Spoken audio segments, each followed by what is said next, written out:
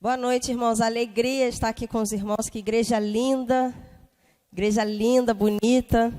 O prédio é bonito também. Lá de longe a gente vê e senti muita alegria de estar vindo lá de Niterói. E quando eu cheguei aqui, o Senhor já estava aqui, vocês também já estavam cultuando. Vim de outra igreja para cá. É uma alegria muito grande estar com os irmãos aqui. E esse assunto, criança, é um assunto muito importante na Bíblia.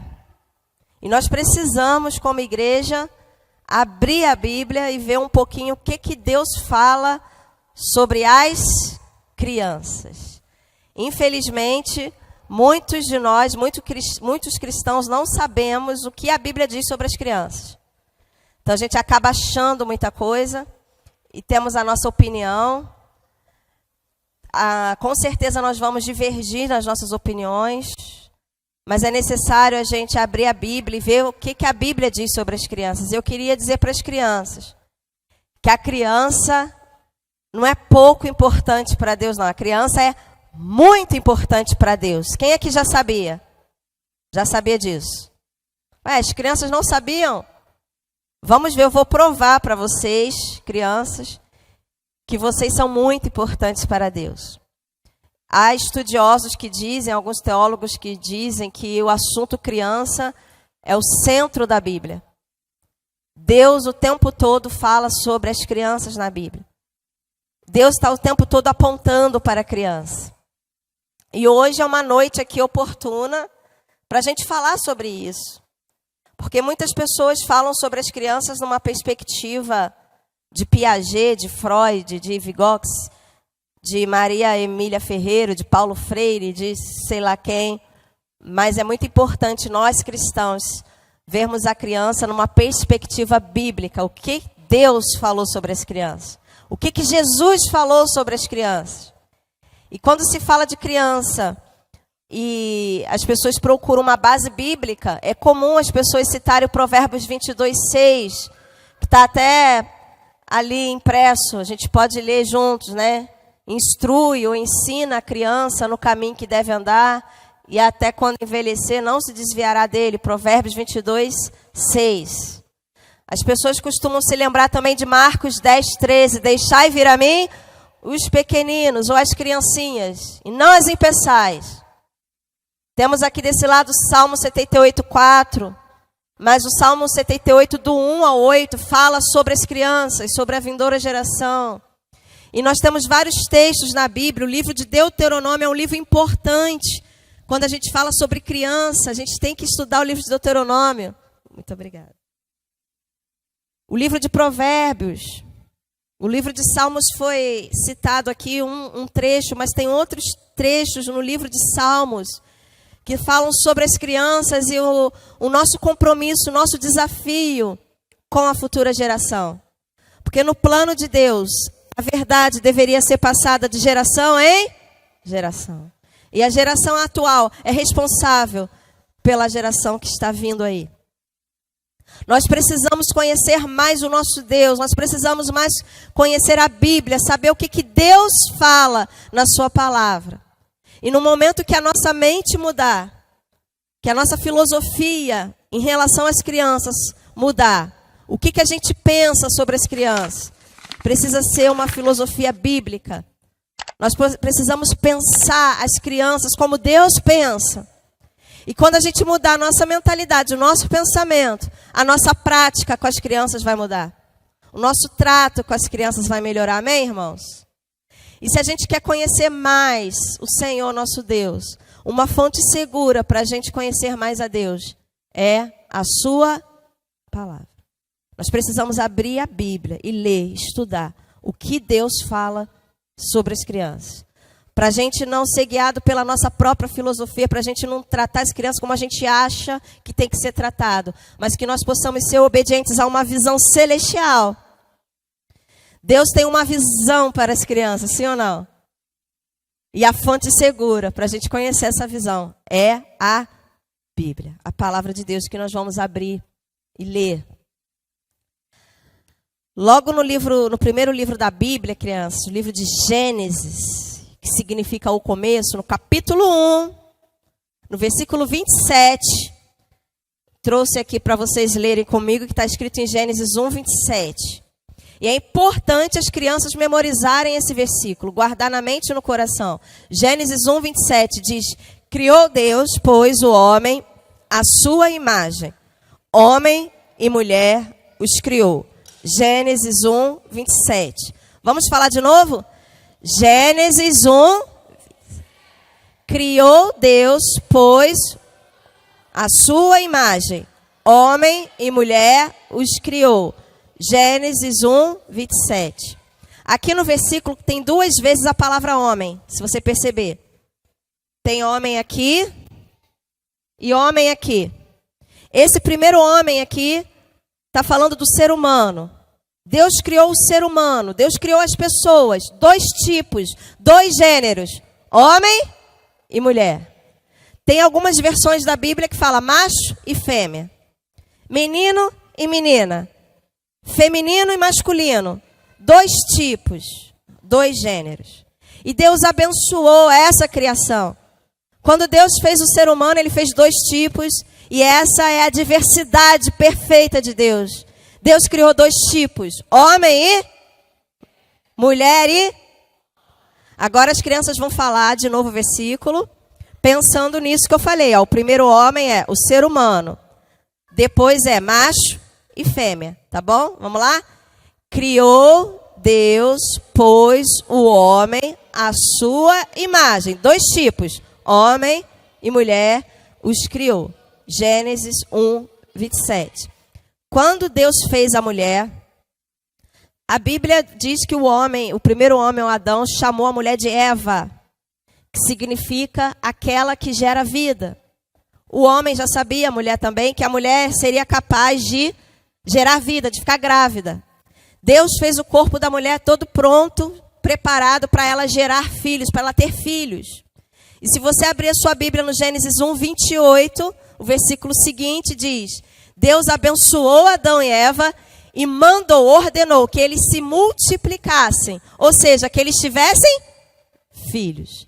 Deus, quando fez o homem e a mulher, ele já estava pensando nas crianças que viriam depois. Então Deus faz o homem, o corpo do homem, Deus faz a mulher, já pensando nas... Porque Deus ama as crianças. E aí, Gênesis 1, 28, Deus fala para Adão e Eva: se multipliquem, tenham muitos filhos, encham a terra. Não era para Adão e Eva ter 1 filho só, 2, 3. Nem era para ter 10, 15. Era para ter muitos filhos. Porque Deus tinha um propósito, Deus tinha um sonho. Deus queria formar para si um povo. Um povo que tem pelo menos 2 características que eu queria que você gravasse bem e fizesse os gestos comigo. A gente está aqui num culto com a participação das crianças e os adultos vão fazer os gestos também, tá? O povo de Deus foi chamado para ser um povo forte. Faz assim. Desse jeito não está forte. O povo de Deus foi chamado para ser um povo e numeroso.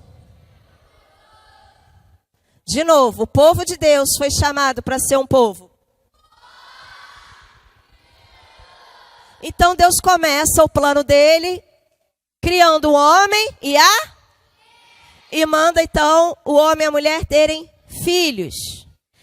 E assim Adão e Eva obedeceram. Logo no Gênesis capítulo 4, no versículo 1, você vai ver aí na sua Bíblia, que Adão e Eva ficaram muito felizes com o nascimento de Caim. Adão e Eva tiveram muitos filhos, mas a Bíblia relata ali no Gênesis 4 o nascimento de Caim e logo após Abel. Mas antes de Caim e Abel nascerem, aconteceu uma coisa terrível. Uma coisa horrível aconteceu. O pecado entrou no mundo. Adão e Eva desobedeceram a Deus. E o pecado entrou no mundo. Antes da Bíblia falar do nascimento de Caim e Abel, no Gênesis capítulo 2, eles desobedecem a Deus, o pecado entra no mundo. E parece que tudo tinha sido destruído. Veio a vergonha, veio a dor, veio a tristeza, veio o choro, veio a morte, veio a separação. Porque o pecado só traz tristeza, o pecado só traz vergonha, culpa, dor. E Adão e Eva, então, queriam sumir, eles foram se esconder com muita tristeza, com vergonha, porque o pecado sempre traz isso. Mas a Bíblia diz que Deus compareceu, Deus foi lá conversar com eles. Porque Deus continuava amando Adão e Eva. E a Bíblia diz que Deus foi conversar com eles. E Deus mostrou para eles, presta atenção aqui, ó. Duas meninas aqui, ó, olhando o celular.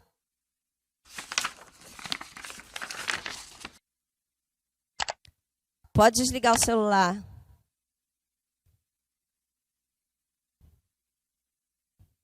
Deus apareceu lá para falar com Adão e Eva. E Deus falou para eles as consequências daquele pecado que Deus já tinha avisado. E o homem teria que trabalhar, suar, com o suor do seu rosto, ter o seu sustento. A mulher teria dor a ter filhos. Ela foi criada para ter filhos. O corpo dela foi feito para gerar vida, filhos. E ela ia ter dor no parto. Quantas mulheres aqui são mães? Levanta a mão para mim. Quem é que sabe do que eu estou falando? Pode ser parto normal, pode ser cesárea, vai ser difícil. E não só a dor desse momento do parto, mas estudiosos dizem que é a dor de ser mãe, é a dor de ser mãe que você vai carregar para o resto da vida. O homem é menos, o homem não muda quase nada, mas a mulher muda tudo. Muda o corpo, nunca mais seu corpo vai ser igual. O filho está lá longe, está a mãe preocupada, o pai está um pouquinho só preocupado, a mãe está muito. E é a consequência de quando o pecado entrou no mundo, Deus falou, olha, você mulher, você vai ter dor para ter esse filho, a dor de ser mãe, que é sofrer no paraíso. Para a serpente que se deixou ser usada pelo diabo, Deus também deu castigo para a serpente. E Deus falou para a serpente que ela tinha que rastejar no chão e comer do pó da terra. Você nunca vai ver uma serpente, uma cobra voando. Aleluia, glória a Deus.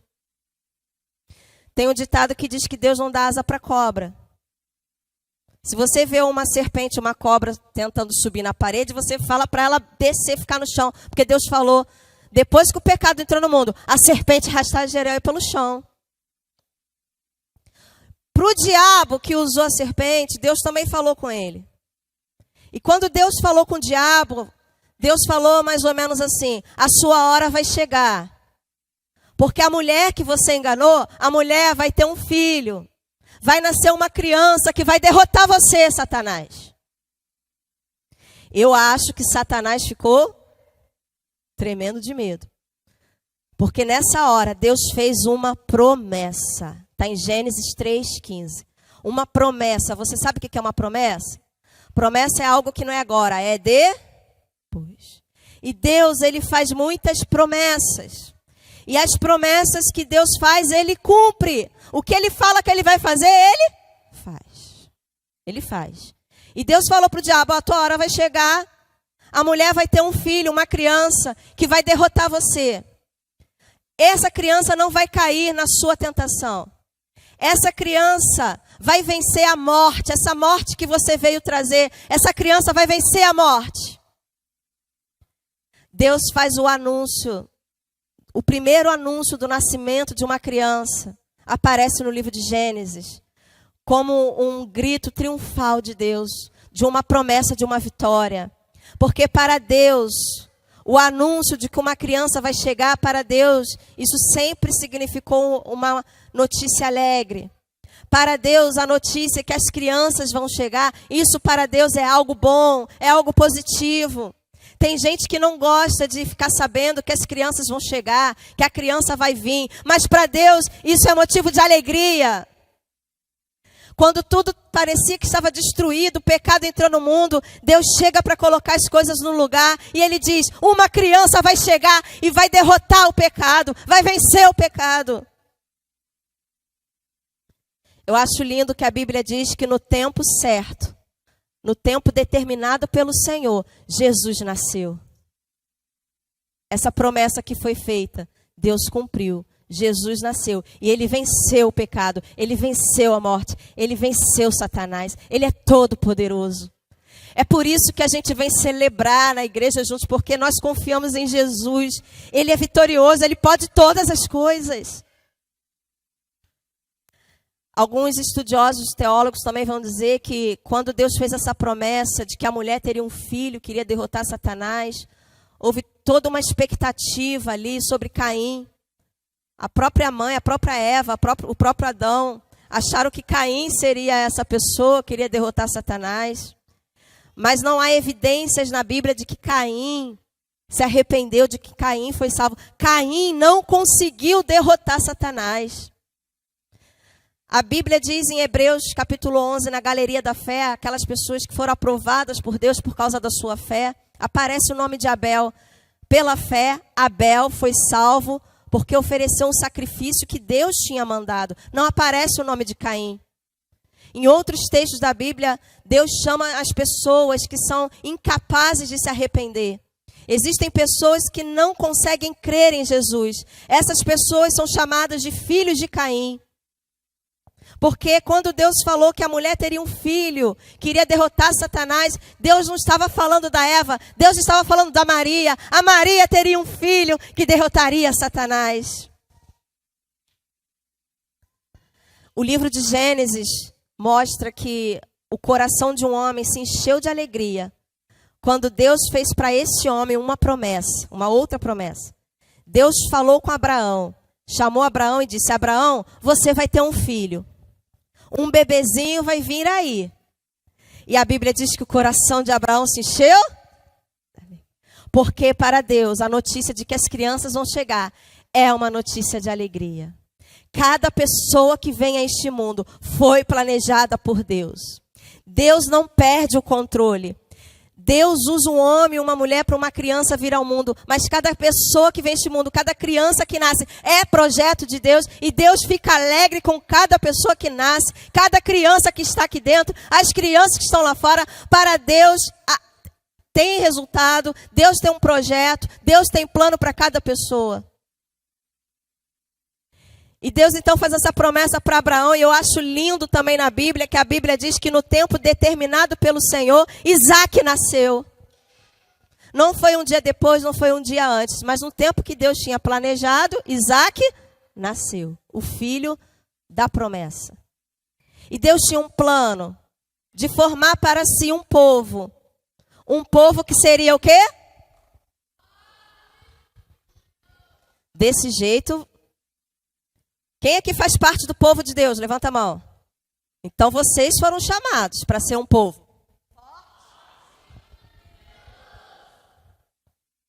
Deus fala para Abraão: Abraão, olha para o céu. Se você conseguir contar as estrelas do céu, que são muitas, é muito mais do que isso a geração que vai vir de você.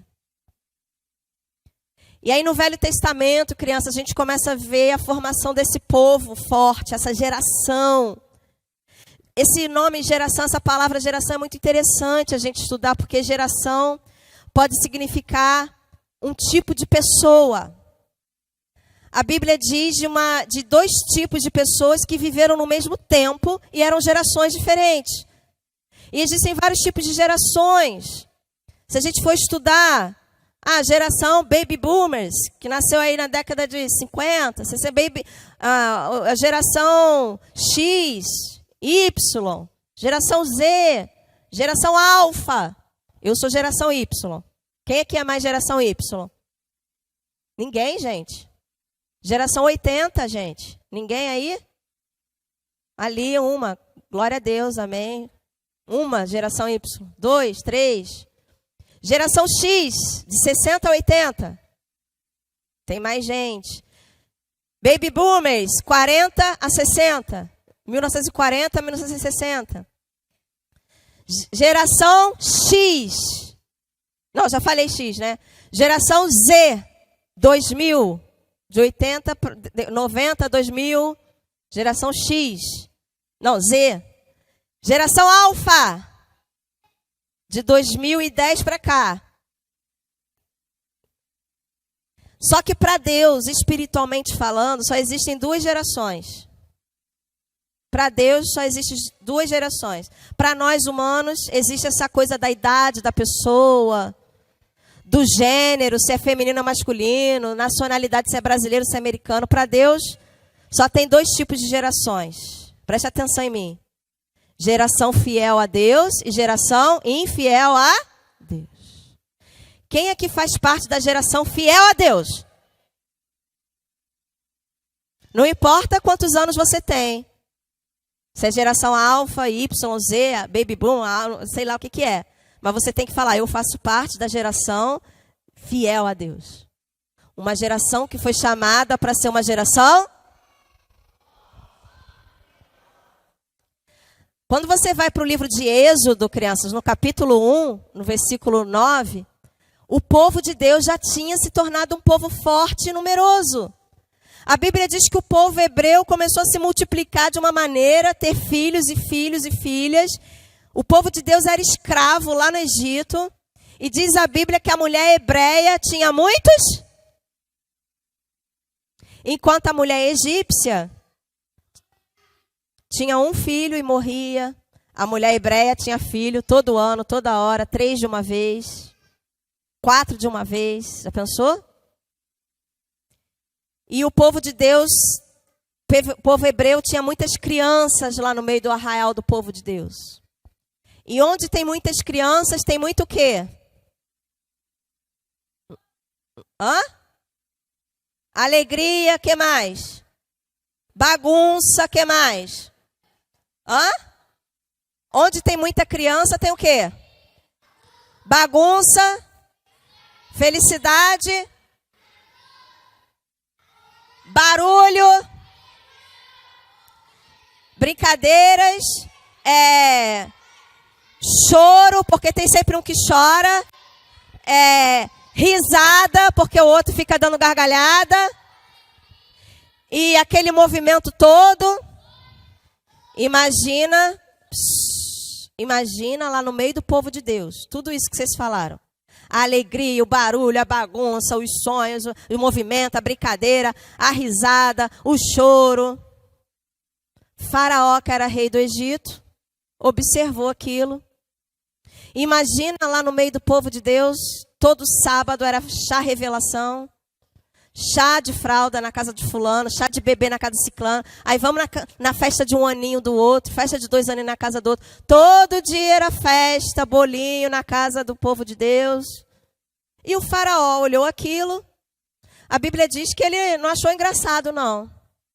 Ele falou assim, alguém manda avisar esse povo que eles são escravos aqui. E mandou apertar o trabalho do povo. Eles estão com muito tempo, estão tendo muito filho e festinha. Aumenta o trabalho deles. A Bíblia diz que o povo de Deus foi humilhado no Egito. Foi oprimido. Mandaram aumentar o trabalho dos homens com maldade.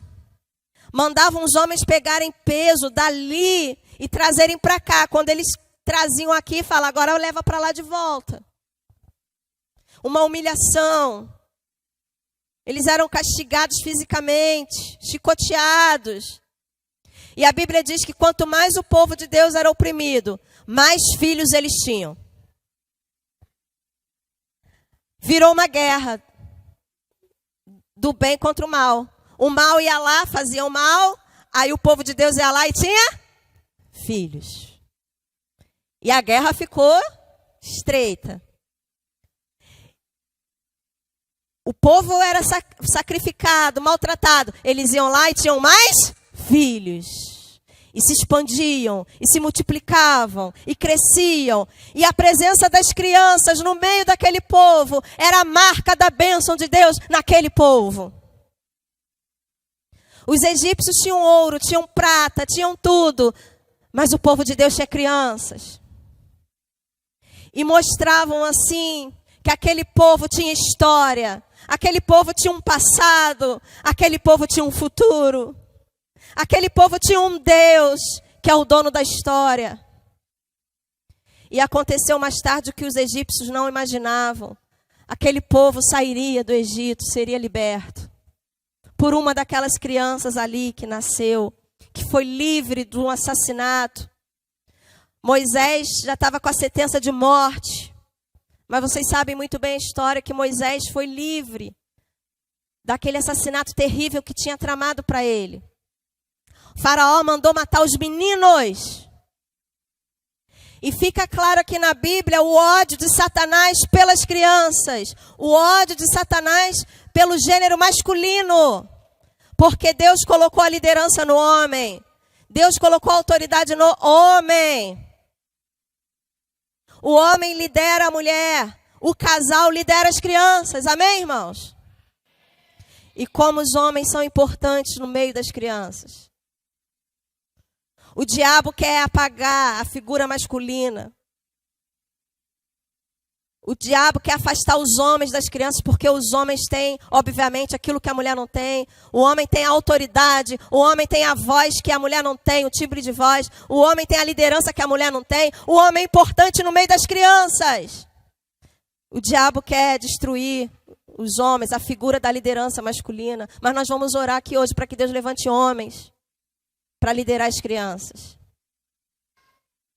O homem não é só importante para os meninos. O homem é importante para o menino e para a menina.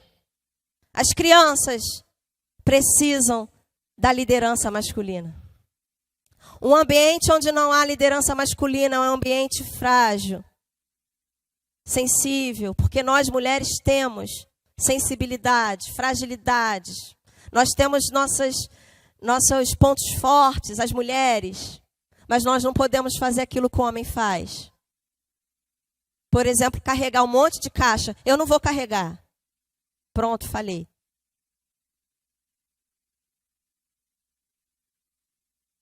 Às vezes o homem não precisa falar nada. Ele só fica ali. A presença dele é tão importante no meio das crianças. Sim ou não? As crianças mudam o comportamento quando o homem está presente. Em casa, na igreja. Precisa de 10 mulheres para fazer o que um homem faz. E todas as igrejas estão passando por essa dificuldade de falta de homem no ministério infantil. Ficam só as mulheres. Isso não é legal. Precisa de homem com H maiúsculo no ministério infantil, não é homem estranho.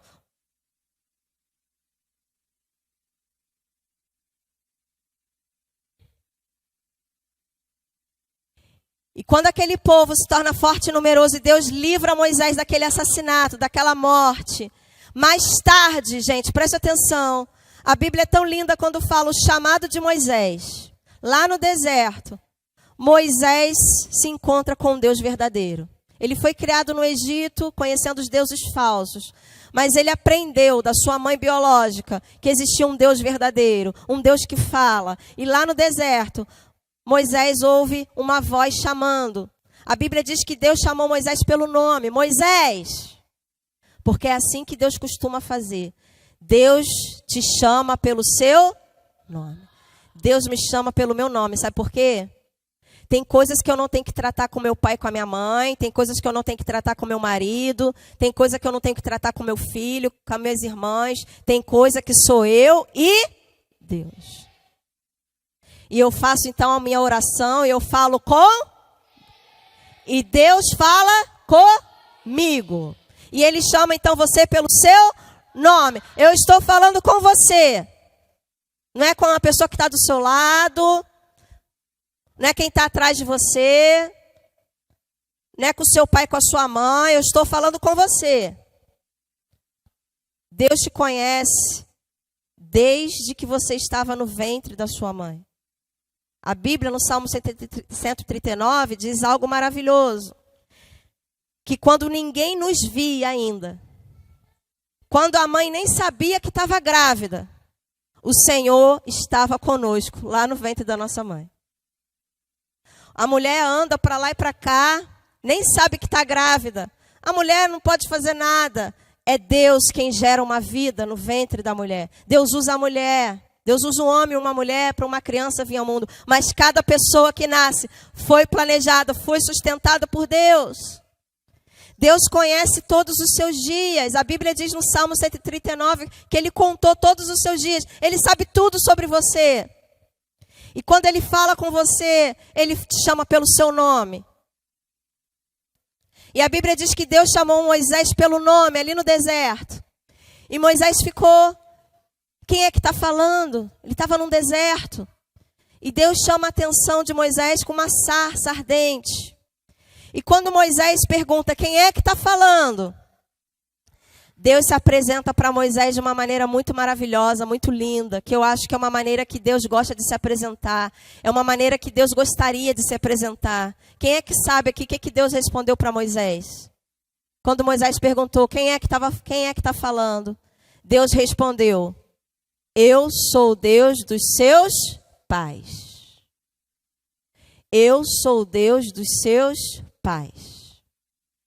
Um Deus que merece respeito, um Deus de autoridade, um Deus que merece ser ouvido, porque eu sou o Deus dos seus pais.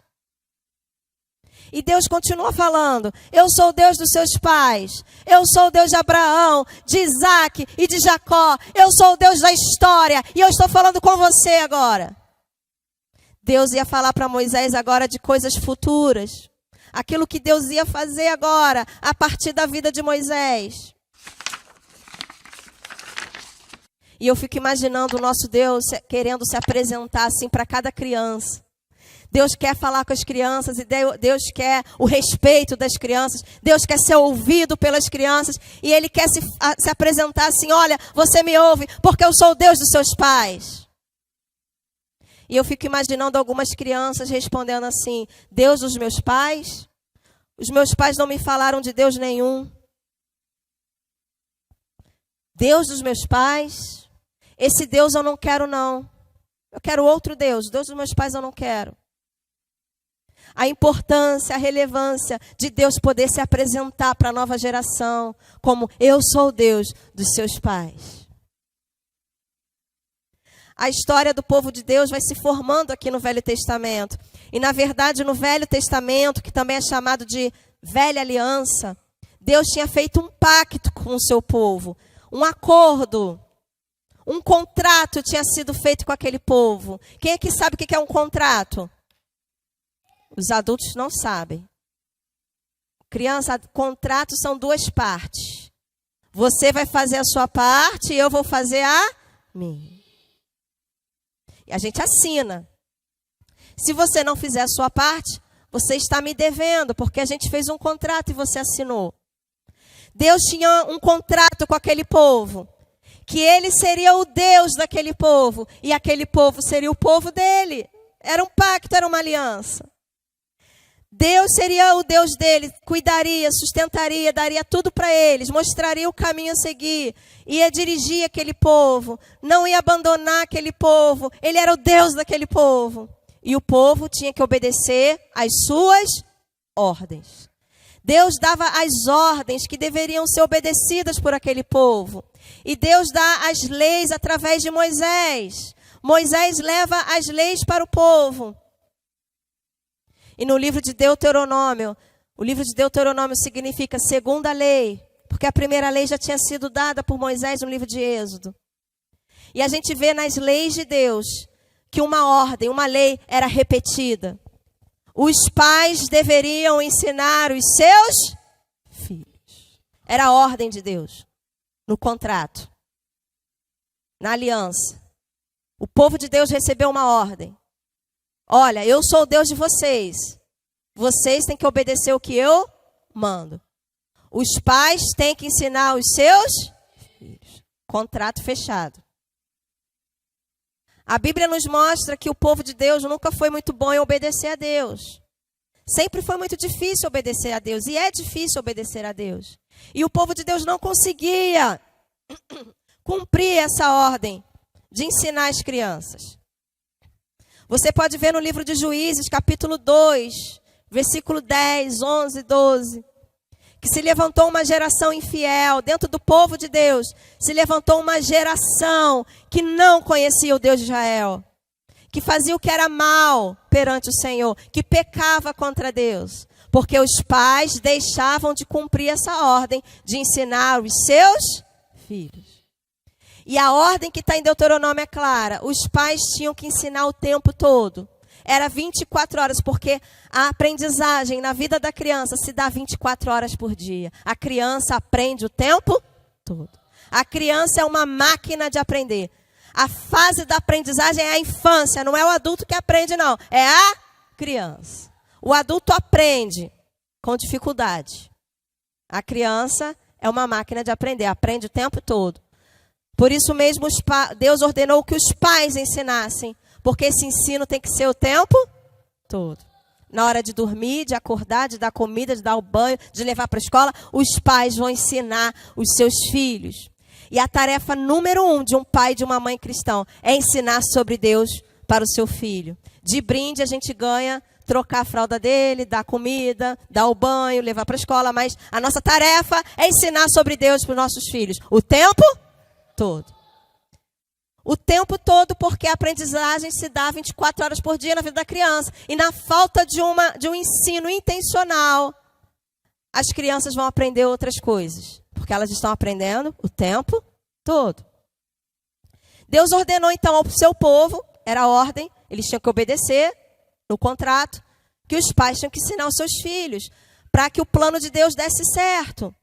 Esse povo de Deus, da linhagem de Abraão, tinha sido chamado para ser um povo forte, um povo abençoado, um povo próspero, um povo bem-sucedido, um povo que ia herdar uma terra boa, que emana leite e mel. E mais ainda, deste povo viria aquele que Deus tinha prometido, o Santo de Israel, o perfeito Filho de Deus, viria deste povo. Então esse povo tinha que andar corretamente, para mostrar para os outros povos que o nosso Deus é o único Senhor. Deus dava então as diretrizes, a lei, a ordem para o povo seguir. No Velho Testamento, fica claro aqui, crianças, irmãos, que Deus levantou a família como estratégia para que a verdade fosse passada de pessoa para pessoa. Para que a verdade fosse transmitida, Deus levantou a família como uma instituição poderosa, uma instituição sagrada, santa, perfeita, criada por Deus. Deus criou a família para que nós pudéssemos aprender e ensinar sobre Deus uns aos outros. E esse ensino de Deus, então, deveria ser dentro das casas. Em Deuteronômio capítulo 5, Deus manda que a palavra dele fosse exposta por causa da educação que as crianças tinham que receber. Deus manda que o povo colocasse trechos da palavra de Deus expostos na mão, na testa e na porta de casa. E isso tudo tem um significado. Nas mãos, porque as mãos significam aquilo que a gente faz. Então o povo de Deus tinha que amarrar na mão trechos da palavra de Deus, para que tudo que eles fizessem na ótica da palavra de Deus. E também as mãos é a extremidade do seu corpo, a parte do seu corpo que você mais vê são as suas mãos. Por isso que a gente coloca o relógio no pulso, para a gente ver a hora com facilidade. Não vamos colocar o relógio no tornozelo, senão fica difícil de ver. Põe na mão para ficar fácil. Então Deus falou, amarra na sua mão, para você se lembrar de quem eu sou e de quem você é. Também coloque na sua testa. Na testa, porque o rosto é a parte do seu corpo que as pessoas mais veem. Eu olho para você, eu olho para o seu rosto. Você olha para mim, você está olhando para o meu rosto. Então, a lei de Deus dizia que o povo de Deus tinha que deixar também na testa, para que os outros pudessem ver quem eles eram e quem era o Deus deles. Também Deus fala, coloca na porta de casa, Deuteronômio capítulo 6, do 5 ao 9. Um trecho tão importante de Deus. Deus fala para o povo, coloca na porta da sua casa. Por que, irmãos, colocar um versículo na porta de casa? Para que nós possamos nos lembrar que nós temos um lugar para exercer o nosso ministério. É dentro de... Um lugar para a gente servir ao Senhor. É dentro de... Um lugar para a gente cantar louvores para o Senhor. É dentro de... Um lugar para eu falar com Deus em oração. É dentro da minha... Eu posso orar onde eu quiser. Você pode orar onde você quiser. Andando na rua de olho aberto, correndo. Você pode estar falando com uma pessoa e orando ao mesmo tempo. A Bíblia diz orar e sem cessar. Orar o tempo todo. Mas orar dentro de casa é muito importante. Não é orar só na igreja. Não é orar só com outras pessoas. Não é orar só em voz alta. Precisamos orar o tempo todo e orar dentro da nossa casa. Cada pessoa aqui que faz parte do povo de Deus, cada pessoa que faz parte de uma geração forte, uma geração fiel a Deus, você tem que ter um lugar na sua casa onde você conversa com o seu Senhor. Cada pessoa, cada irmão meu aqui, quem não tem ainda, eu profetizo que você vai ter na tua casa um lugar para você conversar com o Senhor. Eu não sei se é no seu quarto, eu não sei se é no banheiro, mas você tem que ter na sua casa um lugar onde você fala com Deus. Você e Ele sozinho. Ele vai te chamar pelo seu nome. Não tem a ver com o cônjuge, com os filhos, não é nada que tem a ver com o teu pai, com a tua mãe. É você e Deus, na sua casa. E quando esse povo aqui vai sendo guiado pelas leis de Deus, num determinado momento Jesus nasceu, como eu disse. No tempo determinado pelo Senhor, Jesus nasceu. E a Bíblia diz, no Novo Testamento, na Nova Aliança, que quando Jesus veio para este povo. Mas esse povo não o recebeu. Não aceitou, não creu nele, ele foi rejeitado. Diz a Bíblia em João 1:12, você pode ver na sua Bíblia esse versículo lindo e maravilhoso de João 1:12, que essa salvação se tornou tão ampla. Essa graça maravilhosa de Jesus.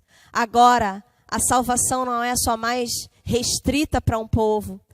A salvação antes, a verdade, deveria ser passada de pai para filho, porque a salvação era restrita para um povo da linhagem de Abraão. Então tinha que ser de pai para filho. Mas agora, por causa de Jesus, essa salvação se torna tão ampla. Diz João 1:12. Pode colocar João 1:12, se colocar vai ajudar a gente.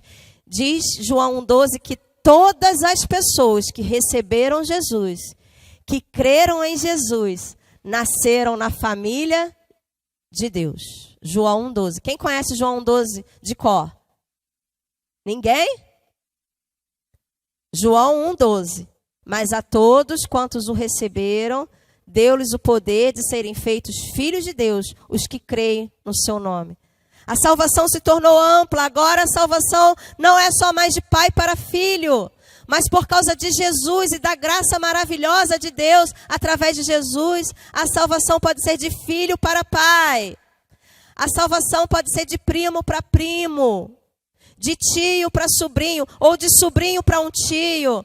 A salvação pode ser de você para qualquer pessoa que está perto de você. A salvação pode ser de vizinho para vizinho.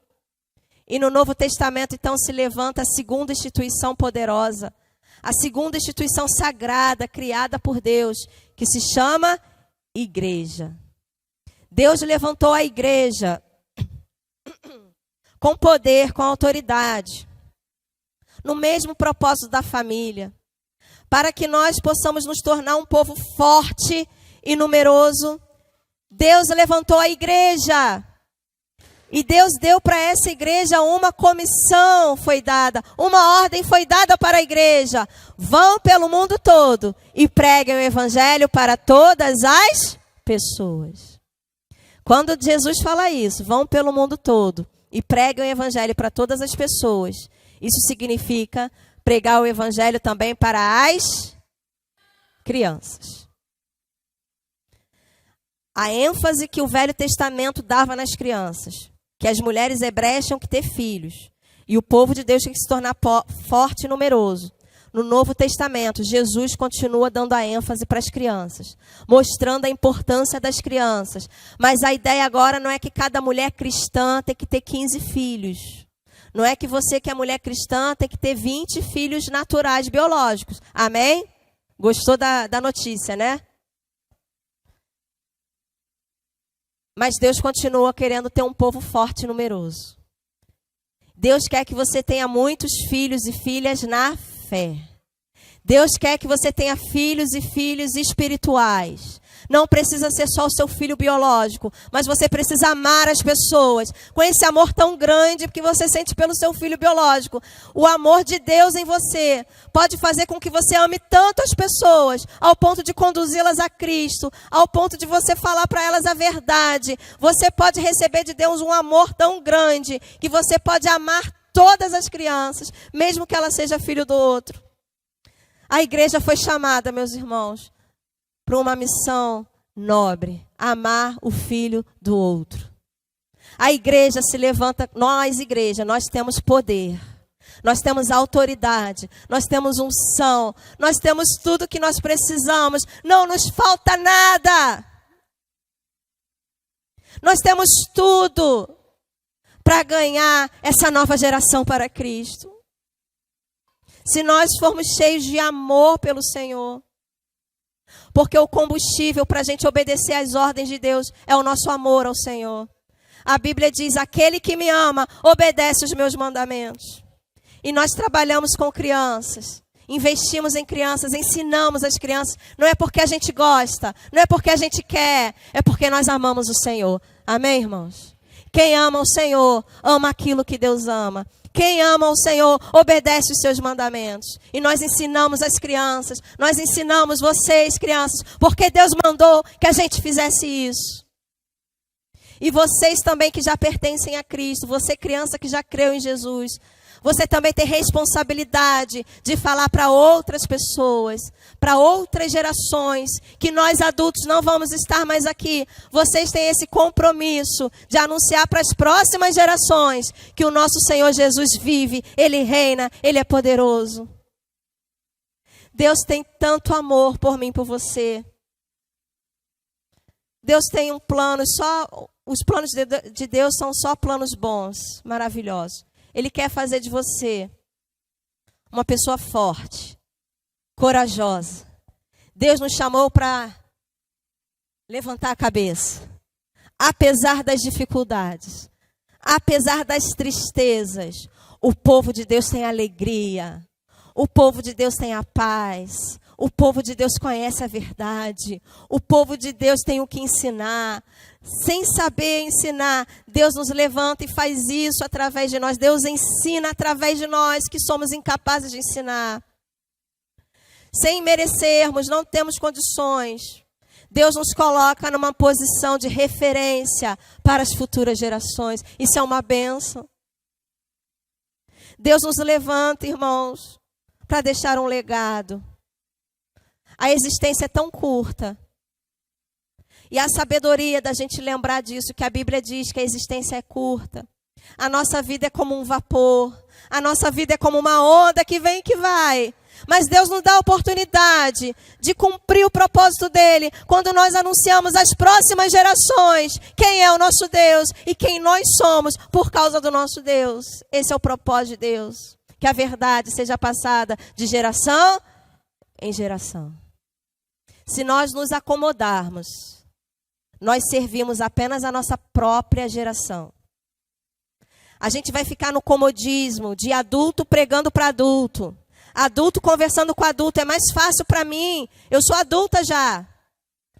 Não pareço não, mas sou. Tenho 39 anos. É mais fácil para mim lidar com pessoas de 39 anos. Óbvio.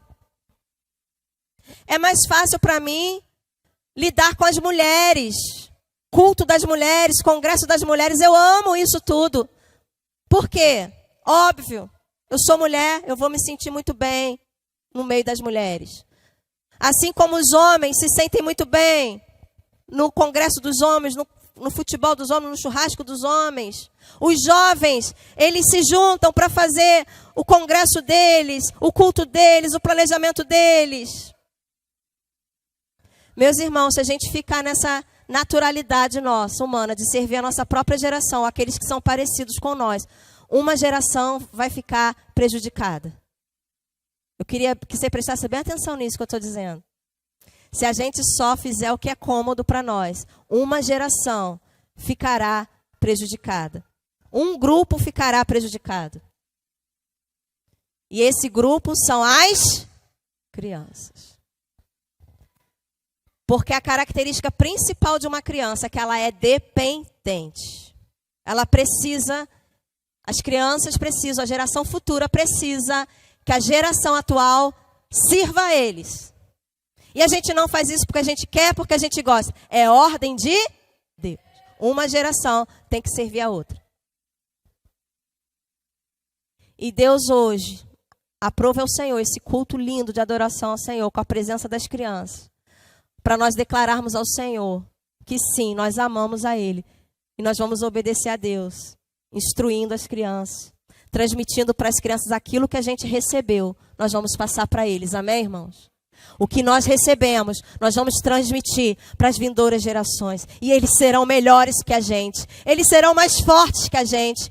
Há necessidade de a gente despojar do egoísmo. E nós precisamos ter coragem de pedir ao Senhor que se levante uma geração nova. Uma geração melhor que a nossa. Uma geração que conhece a Deus. Uma geração que serve a Deus.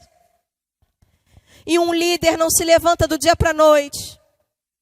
Demora para você formar um líder. E aí está o presente de Deus para a igreja. Um presente em nossas mãos. Um privilégio. Transmitir para o outro aquilo que nós recebemos. Somente cheios de amor pelo Senhor, nós vamos fazer isso. Aqui nesse bairro chamado Bom Pastor, eu achei bonito aqui o nome do bairro, achei lindo aqui, viu? Acho que eu quero ser membro dessa igreja. Eu moro lá em Niterói, mas a gente vai dar um jeito. Esse bairro aqui chamado Bom Pastor. Sabe quantas crianças tem nesse bairro chamado Bom Pastor? Sabe quantos cordeirinhos perdidos, longe de Cristo, tem no bairro Bom Pastor? Eu não sei. Tarefa de casa. A igreja precisa mapear e saber quantas crianças tem no bairro Bom Pastor. Sabe por quê? Simplesmente, Deus quer todas elas. Deus ama cada uma. Eu não conheço essas crianças, mas Deus conhece. Deus ama. Deus quer essas crianças para Ele. Sabe quem vai ganhar as crianças de Bom Pastor para Cristo? Quem vai ganhar as crianças aqui do bairro para Jesus? Você pode responder quem é que vai? Não sou eu, porque eu moro em Niterói. Quem vai ganhar as crianças de Bom Pastor para Cristo? Você acertou, você vai ganhar uma bala. Um Trident que está na minha bolsa. Você tem que falar, eu vou ganhar. Sabe por quê? Cada um tem que fazer a sua parte. Se você falar, nós vamos ganhar, a igreja vai ganhar as crianças para Cristo. Não. Deus chama você pelo nome. Ele tem missão para você. O que Deus ordenou você fazer, eu não vou fazer. Eu tenho a minha parte. Eu vou fazer a minha parte. Eu não vou fazer a sua parte. É cada um fazendo a sua parte. Eu estou fazendo a minha parte para que a nova geração conheça o Senhor. Tem muitos irmãos fazendo a sua parte. Mas o problema é que é pouca gente fazendo a sua parte. E fica pesado muitas vezes. E o ministério com crianças não é algo para ser pesado. O chamado que Deus tem para nós não é um castigo de Deus para nós. É um privilégio servir ao Senhor. Deus quer que você sinta alegria na obediência. Que você sinta alegria no serviço ao Senhor no meio das crianças. Você precisa fazer a sua parte para que as crianças conheçam a Jesus. A primeira parte está dentro da sua casa. Na sua família tem crianças. Nós estamos falando aqui de um país chamado Brasil. As crianças entraram aqui com as bandeiras brasileiras do Brasil. Nós estamos falando de um país que é cheio de crianças. É impossível ter um brasileiro que não conhece nenhuma criança. Tem criança que mora na sua rua. Tem criança na sua família. Tem criança que mora no prédio que você mora. Tem criança na sua igreja. Tem criança nos hospitais aqui da cidade. Tem criança no presídio. Tem criança nas ruas. Tem criança na praça. Onde a gente for, não demora muito para a igreja encontrar onde estão as crianças. Se a gente quiser, a gente encontra as crianças. Sim ou não? Existem 60 milhões de crianças no Brasil. E foi feita uma pesquisa. Nós, cristãos, alcançamos 600 mil crianças por ano com o Evangelho. Com as estratégias evangelísticas, com a EBF que as igrejas fazem, os congressos infantis, evangelismo lá fora para trazer as crianças. 600 mil crianças por ano são evangelizadas no Brasil. 600 mil crianças é muita criança. Porém, perto de 60 milhões, que é o total, 600 mil representa apenas 1% das crianças brasileiras são alcançadas com a verdade do Evangelho. Apenas 1% alcançado por ano. Se nós queremos realmente que Deus alcance todas as crianças brasileiras, o nosso alvo tem que ser 100%.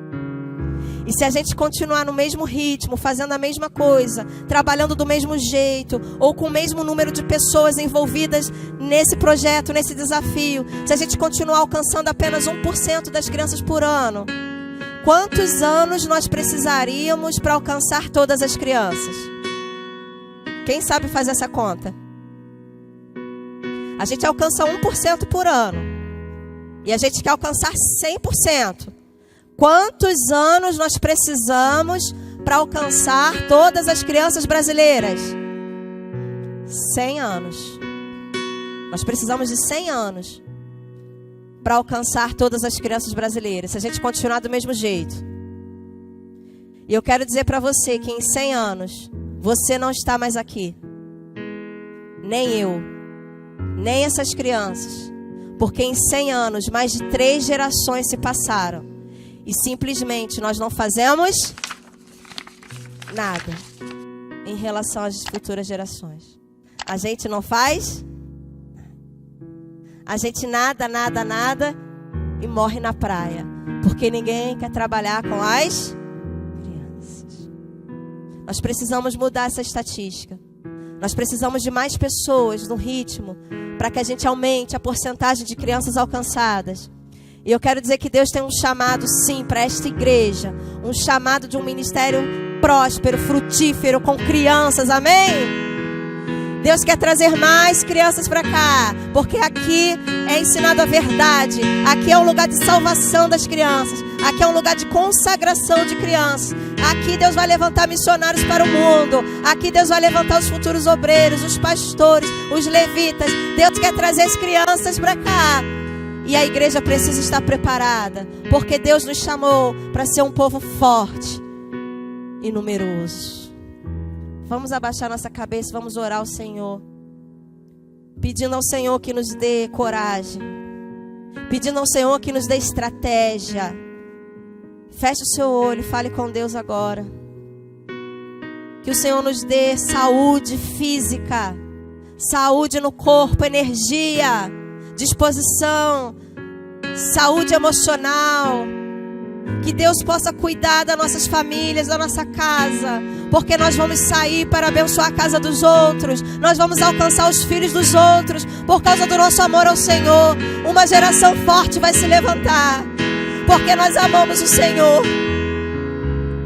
É por causa do nosso amor por Ti, Senhor. É porque nós amamos tanto o Senhor. Nós amamos tanto o Senhor. Recebe, Senhor, o nosso amor. Recebe, Senhor, a nossa adoração. Recebe, Senhor, a nossa obediência. Recebe, Senhor, o nosso serviço entre as crianças. Nós fazemos isso porque nós amamos o Senhor. E o Senhor é digno de todo amor. O Senhor é digno da nossa adoração. O Senhor é digno de toda a honra, de toda a glória. Receba, Senhor, a honra, a glória. Receba, Senhor, o louvor dos pequeninos que Te agrada tanto, Senhor. Nós nos comprometemos contigo, Pai, de fazer cada um a sua parte. Nós queremos servir ao Senhor para a bênção da futura geração. Nós queremos ser bênção para as crianças. Pai, nos levanta como referência. Pai, nos coloca nessa posição de referência. Nos perdoa, Pai, a negligência. Perdoa, Pai, o nosso pecado de subestimar as crianças. Mas coloca no nosso coração a Tua visão, o Teu amor. Enche o nosso coração de amor por Ti. Enche o nosso coração de compaixão pelas crianças. Nos dá, Senhor, o dom de ensinar. Nos dá o dom de pregar. Em nome de Jesus te pedimos tudo aquilo que nos falta. A fonte é o Senhor. E nós vamos fazer isso confiando que é o Senhor quem vai fazer através de nós. Nós te agradecemos essa noite de festa, essa noite de celebração. Que o Senhor aceite o nosso culto. E nós também te pedimos tudo isso no nome de Jesus. Amém, irmãos. Amém. Eu agradeço a oportunidade, o convite. Uma bênção estar aqui com os irmãos. Eu escrevi 7 livros.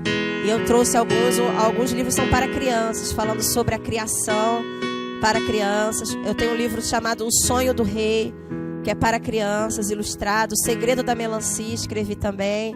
Eu escrevi livro para os adultos lerem, sobre o que Deus fala para as crianças. Se você tem interesse em estudar esse assunto, pode falar comigo, que eu trouxe alguns livros, tá bom? Deus abençoe vocês e abençoe muito, muito, muito, muito, muitas crianças. Amém.